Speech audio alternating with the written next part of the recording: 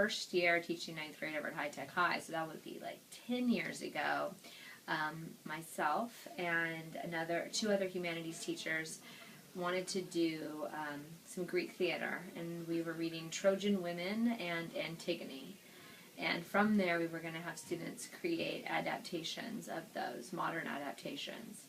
Anyways, the first year was really more about just like adaptations. They weren't really coming up with new storylines. They were just modernizing either Trojan Women or Antigone. Half the class was doing a play that was just strictly Antigone, textbook Antigone, and half the class were doing the adaptation. So it was a little bit different approach, and I really liked the project because it gave a lot of students an opportunity to do things that they were into, whether it was acting or building sets or painting, backdrops. And so I since then every year have kind of tweaked it, and it's grown into something very different.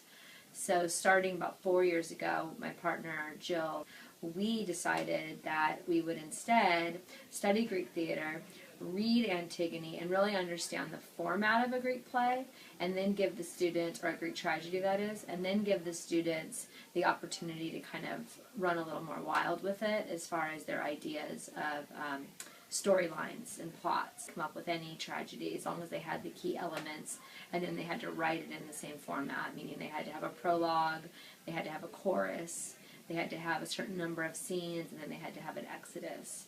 And plays, like all of them have to come up with really creative ways to incorporate a chorus.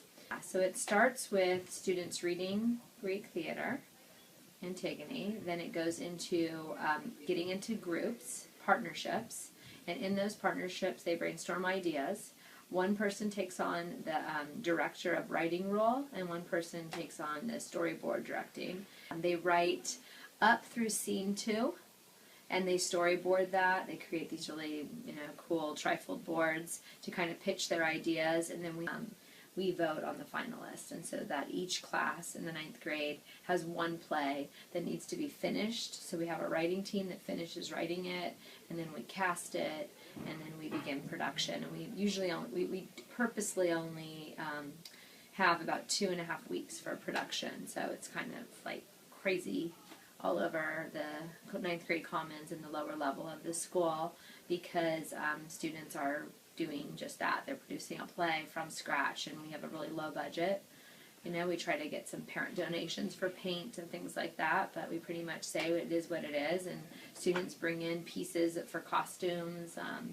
They paint one backdrop per class, and they have to kind of find an artistic way to capture the story with just one.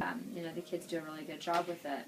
We bring in theater professionals on the night of the actual performance, and they come in as judges. And so, we have it like set up in a certain way of how they go about voting and what are the different categories. And we have students involved in that as well, like past students that have also been in our plays and been in the class and kind of get the program, as well as like students who have theater backgrounds. We do like best actor, best actress, best supporting actor, best backdrop, best writing overall.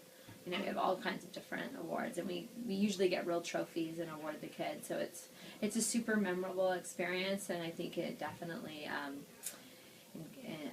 captures like the essence of what project-based learning is all about, where kids are like trying on a lot of different roles, both like dramatic roles as well as roles as costume designer, lights and sound, and they're putting what they learned about Greek theater to use, as well as just what they're learning about working together and designing and being creative.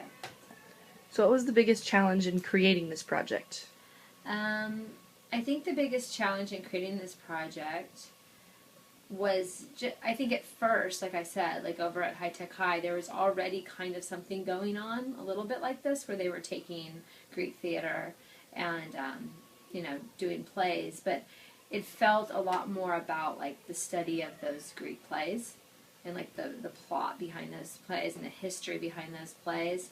And I wanted to move a little bit past the content of those plays and talk more about like why do we do plays in general, like what lasting impact has the ancient Greeks had on theater and entertainment in our society today. And so just kind of making that transformation and like working with other teachers, because this project is bigger than one person. It's bigger than two people. It's really hard for Jill and I to do it every year. Every year we tell ourselves we're not going to do it again, and then when we find ourselves like caught up in this mountain of chaos. So I think just this year, like, you know, really, it's one of those projects where you have to scaffold everything, especially with ninth graders. I'm constantly tweaking it every year. Like, I'm making new handouts and new ways of assessing students and the work that they're doing day by day versus like just the complete project. So what was the biggest challenge during the project? I think the biggest challenge during the project is the fact that there's only two teachers, Jill and I, and at any given moment we have at least 50 ninth graders all over the building doing different things. I mean, you can't contain them to a classroom. It's just you wouldn't get your production done if you are containing them to the classroom. So you have to put a lot of trust and onus on the students, and you just kind of are managing a little bit, you know, chaos. And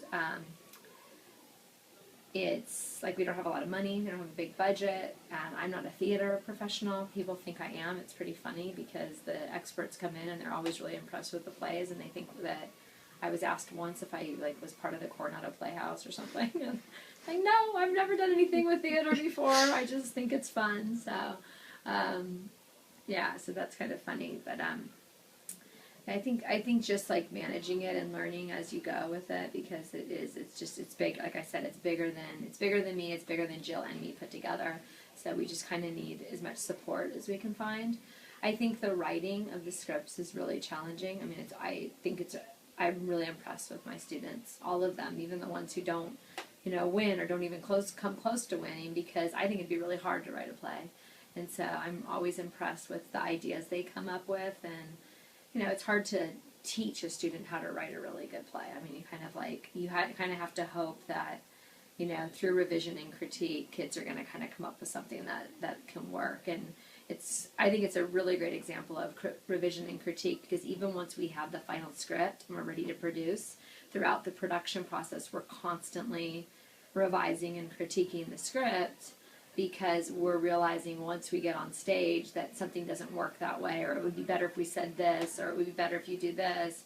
So by the end, when you actually have your final script and you're giving it to the judges the day of for like the best writing category, you have a script that's been through like just multiple stages. So I think that's pretty exciting.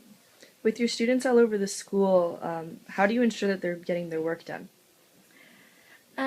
Well, like I said, I scaffold a lot, so I have a lot of things like daily progress check-ins, you know, and so I have leadership amongst each of the groups, and I select that carefully. And once I've addressed the entire class, it goes into those smaller groups, and they kind of make their goals for the day and what needs to be accomplished, and they list who's doing what and if they need to be out of the room, where they're going to be, and then they turn those into me so that I kind of have a general sense of what everybody's working on. So when I am making my rounds around the bottom, I at least have an idea of what I can expect to see, and if kids aren't on task, you know, I know that. But I think the number one way you keep kids engaged in doing what they're supposed to be doing is, first of all, hopefully they like what they're doing, and second of all, you kind of use peer pressure, because I haven't had a year yet where the class doesn't want the play to win, and they want it to be good. And so you make sure the groups are divvied up with, you know, some good leadership and students who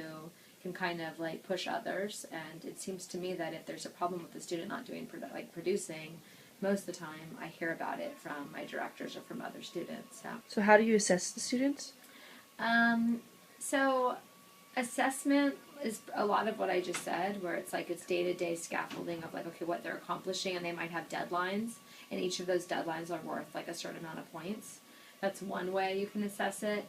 But ultimately, at the end of the project, we do a reflection paper, and they grade themselves, and they grade themselves based on what their role was and what their personal contributions were. So if they say that, okay, I was in the set designer group and we won best set design, well, that's not good enough to just let me know that they did a good job. They have to tell me what did you do that wouldn't have got done if you didn't do it. I start with them focusing on their role in the project, like what they signed up to do, whether it was to act or to be a lighting person or whatever.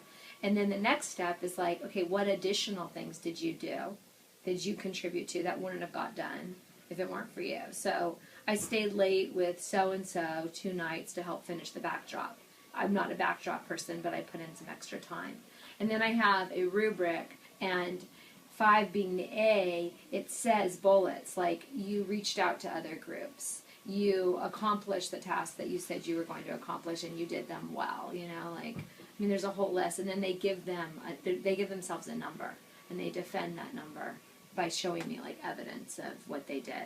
And so, you're always going to have a couple kids who might, want the A, and they will write, like, oh, I did all of this stuff, but we work so closely together that you kind of know, like, what kids were doing, and they kind of call each other out. They ultimately have to share what grade they gave themselves with the rest of their production group.